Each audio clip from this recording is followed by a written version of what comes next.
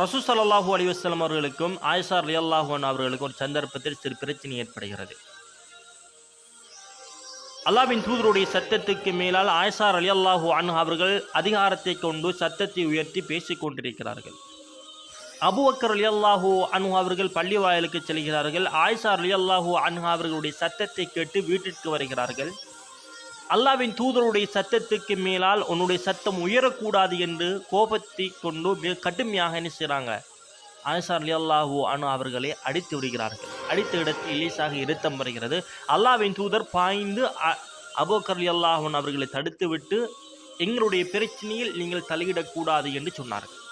Abu Bakr ரலியல்லாஹு அன்ஹு அவர்கள் போய்விட்டார்கள். ஏற்கனவே அல்லாஹ்வின் தூதரோடு சிறு கோபம். இரண்டாவதாக அபூபக்கர் ரலியல்லாஹு அன்ஹு அவர்கள் அடித்து விட்டார்கள். ஆயிஷா ரலியல்லாஹு அன்ஹா அவர்கள் மிக கடுமையான கோபத்தோடு இருக்கிறார்கள். ஒரு மனைவியினுடைய கோபத்தின் பொழுது கணவனுடைய அணுகுமுறை எப்படி இருக்க வேண்டும் என்பதனை அல்லாஹ்வின் தூதர் இந்த சம்பவத்தினூடாக எமக்கு காட்டி தந்தார்கள். உறவுகளே, உண்மையில் இந்த சம்பவம் இதே எம்முடைய காலகட்டத்தில் நடந்தால் உன்னுடைய கோபம் நியாயமற்றது என்பதனை பிறர்கள் புரிந்து கொண்டே உன்னை தாக்குகின்ற பொழுதோ உனக்கு சொந்தமான கணவனாகிய நான் உன்னை எப்படியெல்லாம் அடித்து துன்புறுத்த வேண்டும் என்று பெருமை அடிக்கக்கூடிய கணவர்மாருக்கு மத்தியில் இந்த அல்லாஹ்வின் தூதருடைய சம்பவம் மிக அழகாக மனைவியினுடைய கோபத்தின் பொழுதோ எப்படி நடந்து கொள்ள வேண்டும் என்பதை காண்பித்து தருகிறது. ஆயிஷா ரலியல்லாஹு அன்ஹா அவர்களிடத்தில் அல்லாஹ்வின் தூதர் சொன்னார்கள், ஆயிஷாவே, அபூபக்கர் ரலியல்லாஹு அன்ஹு அவர்கள் அடிக்கின்ற பொழுதோ நான் பாய்ந்து தடுத்தேனா இல்லையா? சமாதானப்படுத்துவதற்காக வேண்டி தடுத்தேனா இல்லையா? அப்படியான என்னை நீங்கள் கோவப்படுவது நியாயம் இல்லையே என்று சொன்னார். அபூபக்கர் ரலியல்லாஹு அன்ஹு அவர்கள் திரும்பி வருகிறார்கள் வீட்டிற்கு. அல்லாஹ்வின் தூதரும் ஆயிஷா ரலியல்லாஹு அன்ஹா அவர்களும் சமாதானமாகி சந்தோஷமாக இருப்பதைக் கண்டு, யா ரசூலுல்லாஹ், அல்லாஹ்வின் தூதரே, அஷ்ரிகானி ஃபி சில்மிக்குமா கமா அஷ்ரக்துமா ஃபி ஹர்பிக்குமா, உங்கள் யுத்தத்தில் என்னை பங்கு கொள்ள வைத்தது போல் உங்கள் சமாதானத்திலும் சேர்த்து கொள்ளுங்கள் என்று சொன்னார்கள். உண்மையில் இந்த சம்பவம் ஒரு மனைவியினுடைய கோபத்தின் பொழுதோ கணவன் எப்படி செயற்பட வேண்டும் என்பதை காண்பித்து தருகிறது. அதிகமாக திருமண தம்பதியினருக்கு மத்தியில் ஏற்படக்கூடிய அதிக பிரச்சனைகள் கோபத்தின் காரணமாகத்தான் தற்காலகட்டத்தில் வெளிக்கொண்டு வரப்படுகிறது.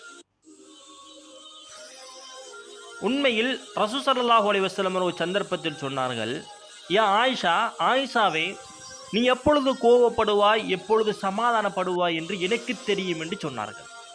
எந்த அளவுக்கு அல்லாஹ்வின் தூதர் ஆயிஷா ரலியல்லாஹு அன்ஹா அவருடைய கோப தருணத்தில் எப்படி அவர்கள் நிதானத்தை கடைபிடித்தார்கள், சமாதானம் என்கின்ற ஒன்றை அவர்கள் பயன்படுத்தினார்கள் என்பதனை புரிந்து கொள்ள வேண்டும்.